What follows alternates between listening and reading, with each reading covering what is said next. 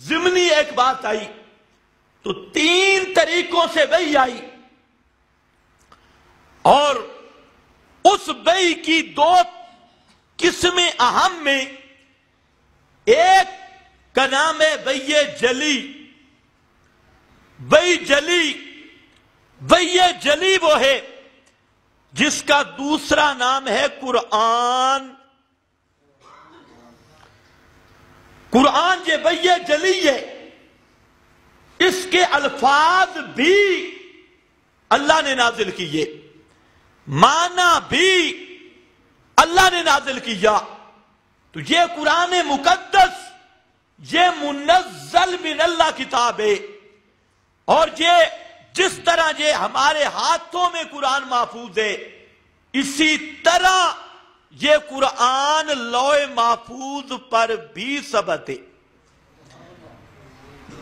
اگر وہ لوح محفوظ والا قرآن کھولا جائے اور اس قرآن کو اس کے ساتھ ملایا جائے تو ترتیب بھی یہی ہوگی، لفظ بھی یہی ہوں گے۔ اس قرآن کو اللہ نے نازل کیا تو یہ ہے وحی جلی۔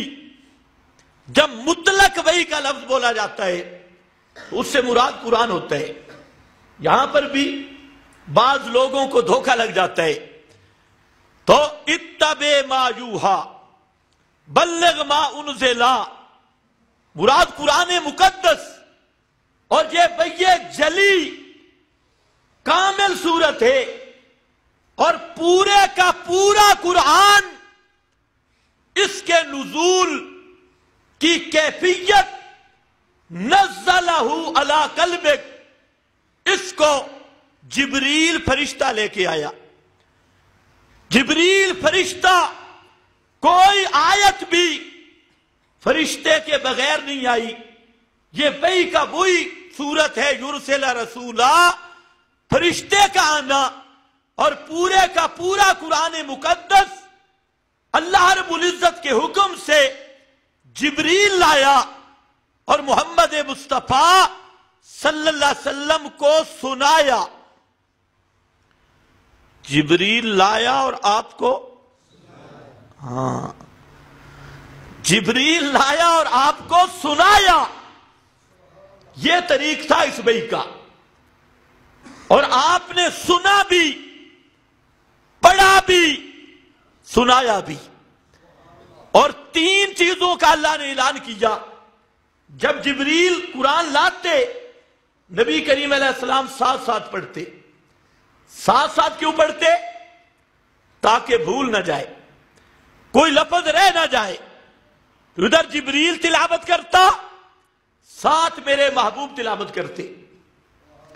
اللہ نے فرمایا میرے پیغمبر لا تحرک بہ لسانک، لا تحرک بہ لسانک، جب جبریل پڑھ رہا ہو تو آپ نے زبان کو حرکت بھی نہیں دینی۔ اب باتیں تو بڑی ہیں لیکن موضوع بدل جائے گا۔ آپ نے زبان کو حرکت نہیں دینی۔ لا تحرک بہ لسانک لتعجل بہ، جلدی، تاکہ آپ جلدی کریں۔ فرمایا نانا میرا پیغمبر، قرآن واحد وہ کتاب ہے جس کی عظمت یہ ہے کہ جبریل پڑھ رہا ہو تو محمد مصطفیٰ کو بھی ساتھ پڑھنے کی اجازت تم نہیں سمجھے۔ قرآن وہ کتاب ہے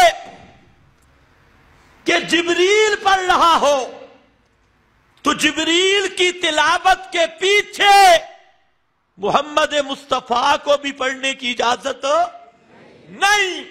اور جہاں لا تقرا نہیں، لا تحرک بہ لسانک، کہ میرا پیغمبر ہولے ہولے بھی نہیں پڑھنا، آہستہ آہستہ بھی نہیں پڑھنا۔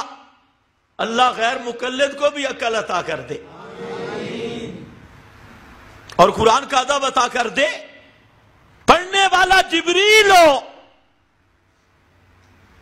قاری جبریل، تو جبریل جیسے قاری کے ساتھ محمد مصطفیٰ کو بھی پڑھنے کی اجازت نہیں تو انہاں کے چھکے ہے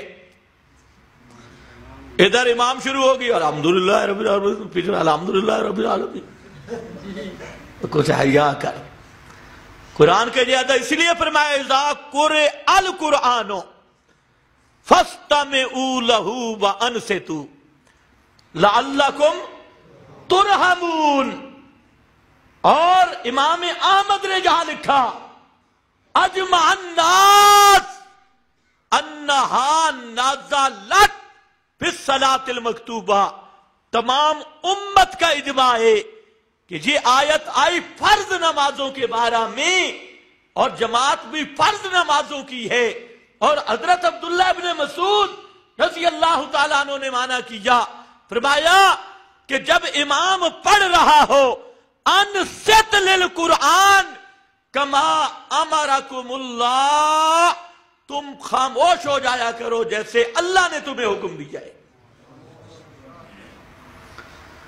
اب اس کے بعد بھی کوئی گنجائش ہے،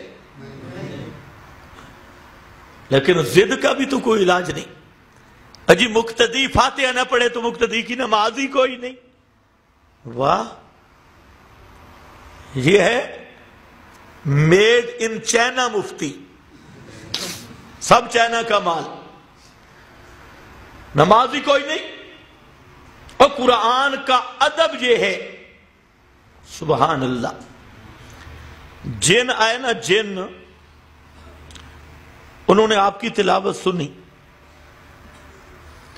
اور ایک دوسرے کو کہنے لگے یار خاموش ہو جاؤ انصتو.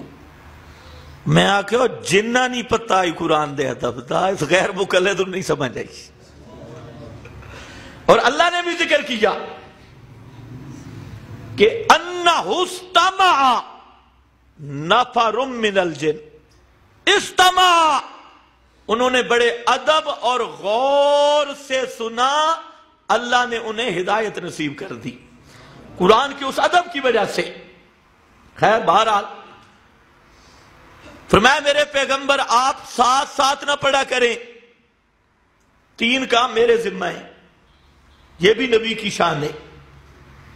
ایک کام یہ ہے ان علینا جمعہ و قرآنا ثم ان علینا بیانا. فرمایا میرے محبوب آپ زبان کو حرکت نہ دے، 3 کام میرے ذمہ ہیں، تمہیں قرآن کا حافظ بنانا، قرآن تیرے سینے میں جمع کرنا. فرمایا نمونہ دیکھ لے، آپ نہیں مسئلہ بیان کرتے کہ جب آدمی مر جائے گا اس کی ہڈیاں بکھر جائیں گی، ریزہ ریزہ ہو جائے گا، باڈی بنیا ختم، اور راک ریت کے ذرے وہ ہواؤں میں بکھر جائیں گے، اور قیامت کے دن ہم اس انسان کے ذرات کو جمع کر کے زندہ کریں گے. میرا پیغمبر یہ مسئلہ تو آپ بیان کرتی ہیں. تو جو اللہ اس بکھری ہوئی باڈی کے ذرات کو ایک مقام پہ جمع کر سکتا ہے، وہ بکھرے ہوئے قرآن کے موتیوں کو آپ کے سینے میں بھی جمع کر سکتا ہے. انا علینا جمع، یہ ہماری ڈیوٹی ہے، تمہیں قرآن کا حافظ بنانا، اور نمبر 2 قرآن کا قاری بنانا، اور نمبر 3 ثم انا علینا بیانا، پھر تمہیں قرآن کا مفسر بنانا. کتنی چیزیں ہو گئی؟